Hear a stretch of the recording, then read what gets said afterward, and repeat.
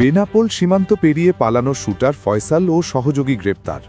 ভারতের বনগাঁ থেকে নাটকীয় অভিযানে ধরা পড়ল হাদি হত্যা মামলার মূল সন্দেহভাজন। রাজধানীর আলোচিত হাদি হত্যা মামলায় অবশেষে সামনে এসেছে এক চাঞ্চল্যকর মোড়।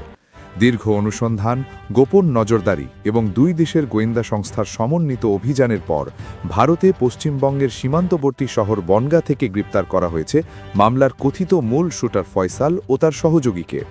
এই গ্রেপ্তারকে ঘিরে নতুন করে আলোচনার ঝড় উঠেছে রাজনৈতিক অঙ্গন থেকে শুরু করে সাধারণ মানুষের মধ্যেও। তদন্ত সংশ্লিষ্ট সূত্রগুলো জানিয়েছে, হাদি হত্যাকাণ্ডের পরপরই মূল শুটার ফয়সাল এবং তার ঘনিষ্ঠ সহযোগী দ্রুত দেশ ছেড়ে পালিয়ে যায়।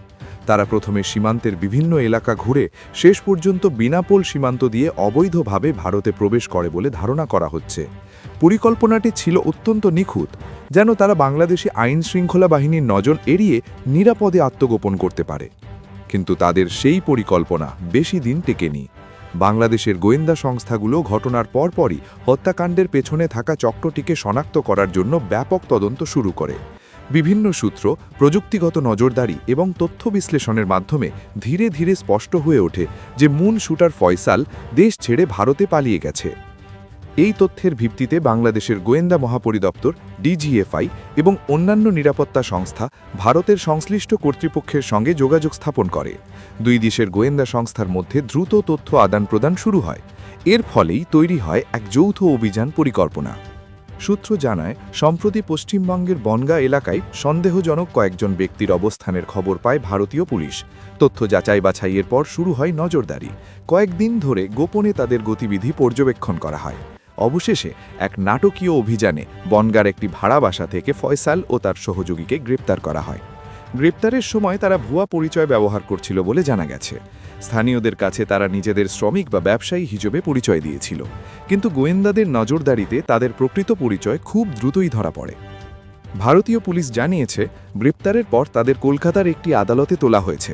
আদালত প্রাথমিকভাবে 14 দিনের রিমান্ড মঞ্জুর করেছে, যাতে তাদের কাছ থেকে বিস্তারিত তথ্য সংগ্রহ করা যায়। রিমান্ডে জিজ্ঞাসাবাদের সময় তারা হত্যাকাণ্ডের পরিকল্পনা, পালানোর পথ এবং আরও কয়েকজন জড়িত ব্যক্তির নাম সম্পর্কে গুরুত্বপূর্ণ তথ্য দিয়েছে বলে তদন্ত সংশ্লিষ্ট সূত্রে জানা গেছে। এদিকে বাংলাদেশেও এই গ্রেপ্তারকে অত্যন্ত গুরুত্বপূর্ণ অগ্রগতি হিসেবে দেখা হচ্ছে। আইন শৃঙ্খলা বাহিনীর কর্মকর্তারা বলছেন, মূল শুটার ধরা পড়ায় এখন হত্যাকাণ্ডের পুরো পরিকল্পনা এবং নেপথ্যের শক্তিগুলো সম্পর্কে পরিষ্কার ধারণা পাওয়া সম্ভব হবে। জানা গেছে, আইনি প্রক্রিয়া সম্পন্ন হওয়ার পর ফয়সাল ও তার সহযোগীকে দ্রুত বাংলাদেশে ফিরিয়ে আনার উদ্যোগ নেওয়া হচ্ছে। দুই দেশের মধ্যে বিদ্যমান আইনি কাঠামোর আওতায় তাদের হস্তান্তরের প্রক্রিয়া শুরু হয়েছে। হাদি হত্যাকাণ্ডের পর থেকেই তার পরিবার ও সমর্থকরা বারবার দাবি জানিয়ে আসছিলেন যে মূল অপরাধীদের গ্রেপ্তার করে দ্রুত বিচারের আওতায় আনতে হবে।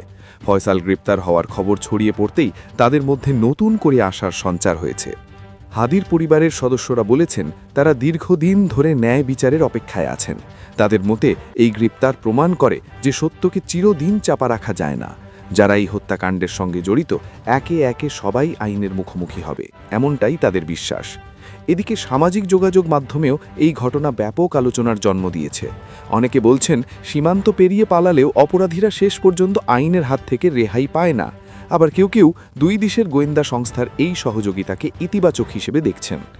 বিশ্লেষকদের মতে এই ঘটনা শুধু একটি হত্যাকাণ্ডের তদন্ত নয়, বরং এটি আন্তর্জাতিক সহযোগিতার একটি গুরুত্বপূর্ণ উদাহরণ। সীমান্ত অতিক্রমকারী অপরাধ মোকাবিলায় দুই দেশের নিরাপত্তা সংস্থার সমন্বয় কতটা কার্যকর হতে পারে, এই অভিযান তারই প্রমাণ। তবে তদন্ত এখানেই শেষ নয়।